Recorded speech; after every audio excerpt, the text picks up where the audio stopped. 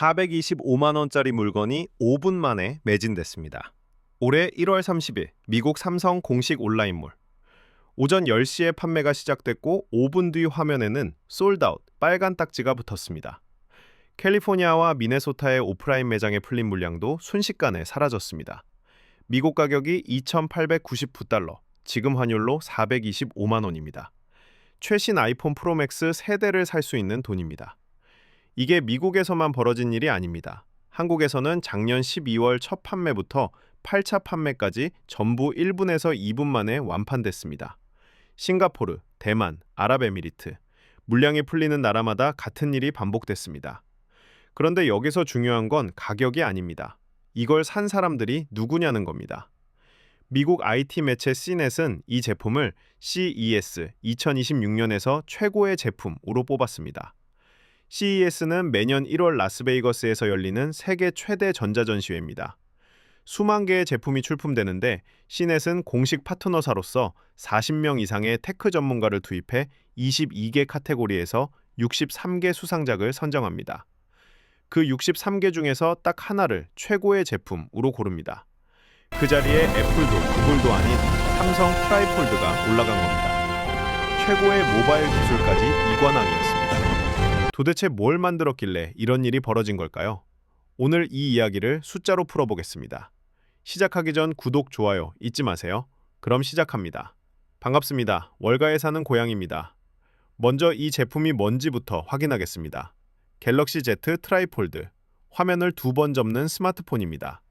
접으면 6.5인치 일반 폰이고 2번 펼치면 253mm 대화면이 나타납니다. 아이패드 기본형과 맞먹는 크기가 주머니에서 나오는 겁니다. 그런데 이걸 359만 원에, 미국에서는 425만 원에 팔았습니다. 최신 아이폰 프로맥스의 거의 3배입니다. 상식적으로 말이 안 되는 가격이에요. 미국 IT 매체들도 출시 전까지는 역대 가장 비싼 스마트폰이라며 회의적이었습니다. 애플이 60% 넘게 장악한 미국 프리미엄 시장에서 이 가격이 먹히겠냐는 거였죠. 그런데 뚜껑을 열었더니 정반대였습니다.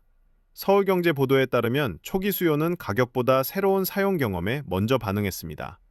외신들이 가격을 두고 정신이 번쩍 들 정도라고 표현했지만 사람들은 실제로 써보고 이렇게 말했습니다. 스마트폰과 태블릿을 하나로 묶은 진짜 투인원 길이다. 현장 반응을 좀 더 보겠습니다. 삼성 강남 매장에 제품 체험 공간이 열렸을 때 줄이 건물 밖까지 이어졌습니다. 프로모션도 없었고 사전 예약도 없었습니다. 그냥 당일 와서 사는 방식이었는데 10분도 안 돼서 초도 물량이 사라졌습니다. 높은 가격, 높은 수리비, 파손보험 가입 제한까지. 살 이유보다 안 살 이유가 더 많았는데 그래도 팔렸습니다. 삼성의 전략도 영리했습니다. 전 세계 초기 물량을 2,500대에서 5,000대 수준으로 극도로 제한했습니다. 패션 브랜드 슈프림처럼 한정판을 소량씩 풀어서 희소성을 만드는 드롭 마케팅 방식을 IT 업계에서 처음으로 성공시킨 겁니다. 서울신문은 이걸 IT 업계에서 이례적인 사례라고 평가했습니다. 새로운 폼팩터가 대중에게 아직 낯선 상황에서 대량 판매부터 시작하면 리스크가 큽니다. 그래서 소량으로 시장 반응을 보면서 단계적으로 확대하는 전략을 택한 거죠. 사실 화면을 2번 접는 폰을 세상에 가장 먼저 내놓은 건 삼성이 아닙니다. 중국 화웨이였습니다. 2024년 9월 화웨이가 메이트 XT를 출시했습니다. 세계 최초 트라이폴드. 중국 언론은 난리가 났습니다. 삼성을 넘었다. 애플은 끝났다. 실제로 중국 내수에서는 꽤 팔렸습니다. 하지만 치명적인 문제가 있었습니다. 접는 방식이 달랐어요. 화웨이는 인폴딩과 아웃폴딩을 혼합한 Z자 형태입니다. 한쪽은 안으로, 다른 한쪽은 바깥으로 접히는 구조예요. 문제는 바깥으로 접히는 부분 때문에 화면 일부가 외부에 그대로 노출된다는 겁니다. 300만 원이 넘는 폰인데 주머니에 넣을 때마다 화면이 긁힐 수 있다는 겁니다. 테이블에 올려놓으면 화면이 바닥에 직접 닿는 구조입니다. 가방 속 볼펜 뚜껑이나 이어폰 케이스에 스쳐도 흠집이 남을 수 있습니다. 실제로 사용자들 사이에서 내구성 불만이 쏟아졌습니다. 힌지가 헐거워서 흔들면 덜그럭거린다는 리뷰도 나왔습니다. 중국 내수에서야 애국 소비라는 명분으로 팔렸지만 실용성을 중시하는 글로벌 시장, 특히 미국에서는 반응이 차가웠습니다. 삼성은 정반대기를 갔습니다. 인폴딩, 양쪽 화면을 안쪽으로 감싸 넣는 방식입니다. 접으면 메인 화면 전체가 기기 내부로 들어가 버립니다. 바깥에는 아무것도 노출되지 않습니다. 접은 상태에서는 뒷면에 커버 디스플레이로 카톡도 보고 전화도 받습니다. 일반 스마트폰이랑 똑같이 쓸 수 있어요. 더 큰 화면이 필요할 때만 펼치면 됩니다. 기술적으로 인폴딩이 훨씬 어렵습니다. 화면을 안으로 접으면 접히는 부분의 곡률이 훨씬 작아지거든요. 그만큼 디스플레이에 가해지는 스트레스가 크고 주름도 생기기 쉽습니다. 화웨이가 아웃폴딩을 선택한 것도 이유가 있었던 겁니다. 쉬운 길을 간 거예요. 삼성은 어려운 길을 갔고 6년을 걸렸습니다. 이 폰의 핵심은 화면이 아닙니다. 힌지입니다. 스마트폰을 접는다는 건 종이 접기와 차원이 다릅니다. 수만 번 접었다 펴도 깨지면 안 되고 펼쳤을 때 화면이 평평해야 합니다. 초창기 폴더블 폰 기억나십니까? 화면 가운데 깊게 파인 주름, 빛에 비추면 울퉁불퉁한 게 그대로 보였습니다.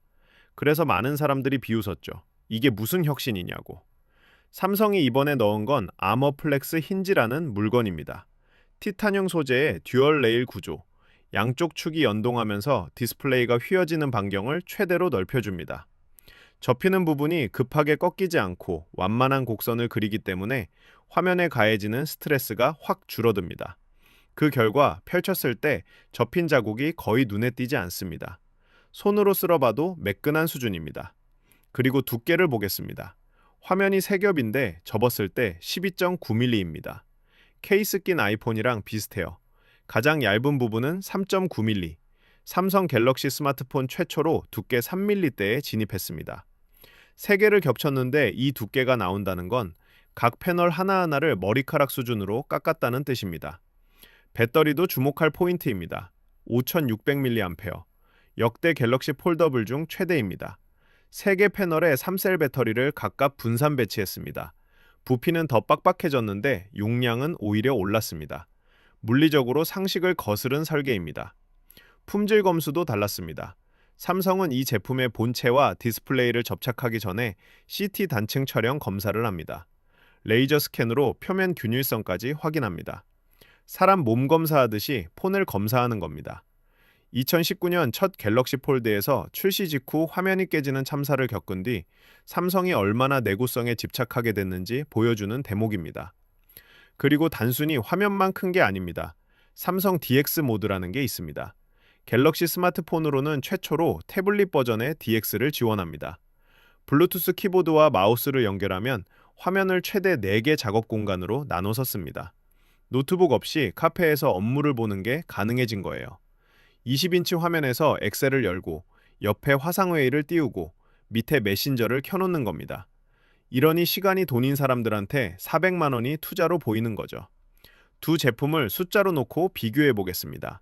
메인 화면은 삼성 253mm, 화웨이 259mm. 화웨이가 살짝 큽니다. 하지만 접었을 때가 문제입니다. 화웨이 메이트 XT는 접어도 화면이 밖에 노출됩니다. 삼성은 완전히 숨겨집니다. 내구성에서 구조적 차이가 나는 겁니다. 두께는 접었을 때 삼성 12.9mm, 화웨이 12.8mm, 거의 같습니다.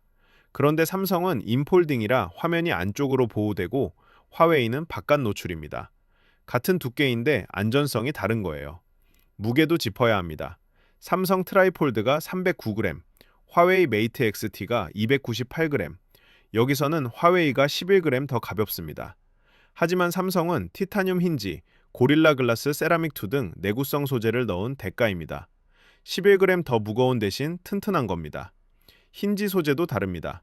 삼성은 티타늄, 화웨이는 공개된 정보가 제한적이지만 스테인리스 스틸 계열로 알려져 있습니다. 프레임은 삼성이 어드밴스드 아머 알루미늄, 전면 유리는 코닝 고릴라 글라스 세라믹2. 내구성에 올인한 설계입니다. 후면에도 특수 배합한 유리섬유 합성 신소재를 적용했습니다. 무게는 줄이면서 내구성은 올리기 위한 선택입니다. 시내시 CES에서 삼성을 최고 제품으로 뽑은 이유가 여기 있습니다. 슬림한 폼팩터에 풀사이즈 태블릿과 스마트폰을 융합한 진정한 하이브리드 제품. 단순히 크게 만든 게 아니라 쓸 수 있는 물건을 만든 겁니다. 여기서 당연히 이런 의문이 듭니다. 애플은 왜 안 만드나? 만들고 있습니다. 카운터포인트 리서치에 따르면 애플은 2026년 하반기에 첫 폴더블 아이폰을 출시할 것으로 예상됩니다. 북타입 폼팩터에 와이드 폴드 디스플레이를 적용할 것으로 관측되고 있습니다. 그런데 삼성 트라이폴드처럼 두 번 접는 구조는 아닙니다. 한 번 접는 수준입니다. 삼성이 2019년에 이미 해낸 걸 애플이 7년 뒤에야 따라가는 겁니다. 두 번 접는 건 더 먼 이야기입니다. 왜 이렇게 차이가 날까요? 폴더블은 디스플레이만 접는다고 되는 게 아닙니다. 힌지 설계, 배터리 분산 배치, 소프트웨어 최적화, 내구성 테스트, 이 모든 걸 자체적으로 해야 합니다. 삼성은 2019년부터 갤럭시 폴드, 플립, 폴드 2, 폴드 3, 폴드 4, 폴드 5, 폴드 6, 폴드 7까지 매년 제품을 내면서 데이터를 쌓았습니다. 7세대에 걸친 실전 경험, 이건 돈으로 살 수 없는 겁니다. 애플도 준비는 하고 있습니다. 유리 전문 업체 코닝에 세 차례에 걸쳐 5억 달러, 한화 약 6,900억 원을 투자했습니다. 접히는 부분의 주름을 줄이기 위해 더 두꺼운 초방망 유리를 연구 중이라고 합니다. 하지만 삼성이 이미 7세대를 거치면서 축적한 양산 노하우, 수율 관리 경험은 단기간에 따라잡기 어렵습니다. 소비자들은 이미 묻기 시작했습니다. 아이폰은 언제 접히냐? 이 질문 자체가 시장의 룰이 바뀌었다는 증거입니다.